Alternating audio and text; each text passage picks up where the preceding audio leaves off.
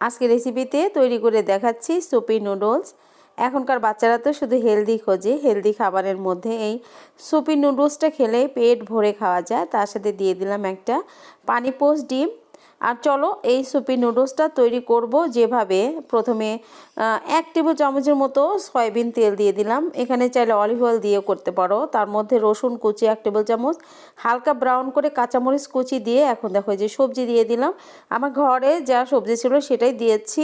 তোমরা চাইলে তোমাদের ঘরে যে যে সবজি আছে সেই সবজি দিয়ে কিন্তু করতে পারো এই সুপি নুডলসটা। আমি এখানে টমেটো দিয়েছি, গাজর, বাঁধাকপি আর ডিপ ফ্রিজে আমার বরবটি ভাপ দেওয়া ছিল সেটা দিয়ে দিলাম, দিয়ে একটু ভেজে নিচ্ছি। এই সবজির মধ্যে আমি 4 কাপ মেপে পানি দেব। আমি ম্যাগি নুডলসের 1 প্যাকেট আর অর্ধেক প্যাকেট দিয়ে এই সুপি নুডলসটা করব। 1.5 প্যাকেট দিয়ে 1.5 প্যাকেটের জন্য কিন্তু 4 কাপ পানি যথেষ্ট। সামান্য একটু ফুটে উঠলেই আমি নুডলসগুলো ছোট ছোট করে ভেঙে রেখেছিলাম, ভেঙে রেখে তারপর দিয়ে দিলাম। এভাবে ছোট করে ভেঙে দিলে খেতে সুবিধা হয়। আর এখানে দিয়ে দিলাম এই যে 2 প্যাকেটে যে 2টা মশলা ছিল সেই মশলা 2টা দিয়ে আর কিছুক্ষণ রান্না করে নিতে হবে। রান্না করতে কিন্তু খুব বেশি সময় লাগে না। আর এখানে দিয়ে দিলাম 2 টেবিল চামচ টমেটো সস, 2 টেবিল চামচ টমেটো সস দিয়ে আবারও কম আঁচে রেখেছি। গাজরটা তো সিদ্ধ হয়ে গেছে, সামান্য একটু লবণ দিয়ে দিলাম, চেক করে লবণটা দিয়ে দিতে হবে। এবার একটু ঢেকে দিচ্ছি, কম আঁচে রেখেছি কিন্তু একটু ঢেকে রাখলাম। দেখো যে নুডলসটা একদম সিদ্ধ হয়ে গেছে।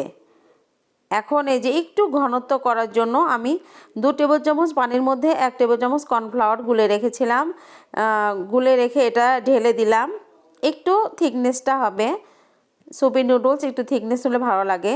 আর এখন প্রচুর পরিমাণে বাজারে পেঁয়াজের পাতাটা পাওয়া যাচ্ছে, সেই পেঁয়াজের পাতাটাই দিয়ে দিলাম। খেতে বেশ ভালো লাগে, ফ্লেভারটাও অনেক ভালো আসে। চাইলে তোমরা এখানে ধনিয়া পাতা দিতে পারো, আমি এখানে ধনিয়া পাতা দেইনি। দেখো এই যে একদম রেডি হয়ে গেছে, খুব ঝটপট হয়ে যায়, মাত্র 10 মিনিটের মধ্যেই হয়ে যায়। রাতে যদি তোমরা এই সবজিগুলো একটু কুচিয়ে রেখে দাও ফ্রিজে, সকালবেলা ঘুম থেকে উঠে 10-15 মিনিটের মধ্যে কিন্তু রান্নাটা একদম রেডি হয়ে যায়, পেট ভরে খেতে পারবে। এ তো আমি চুলাটা বন্ধ করে দিচ্ছি, এখন ঢেলে দেখাচ্ছি। দেখো বেড়ে দেখাচ্ছি কেমন হয়েছে দেখতে। দেখো যে ভীষণ সুন্দর, দেখলেই তোমাদের খেতে ইচ্ছা করবে, এতটাই দেখতে সুন্দর, খেতেও মাশাআল্লাহ অনেক টেস্টি হয়েছিল। চাইলে তোমরা ট্রাই করতে পারো এটা। আর এখানে যে আমি একটা ডিম পানির মধ্যে পরিমাণ মতো পানি নিয়ে তার মধ্যে সামান্য লবণ দিয়ে ফুটতে দিয়েছিলাম। পানিটা যখনই ফুটে উঠেছে ডিমটা ভেঙে দিয়ে একটু ঢেকে রেখেছিলাম 5 মিনিটের জন্য। এতে করে ডিমটা একদম সিদ্ধ হয়ে গেছে। এই হেলদি রেসিপি তোমরা যা ডায়েট করছো নিশ্চিন্তে খেয়ে নিতে পারবে। আশা করছি তোমাদের অনেক ভালো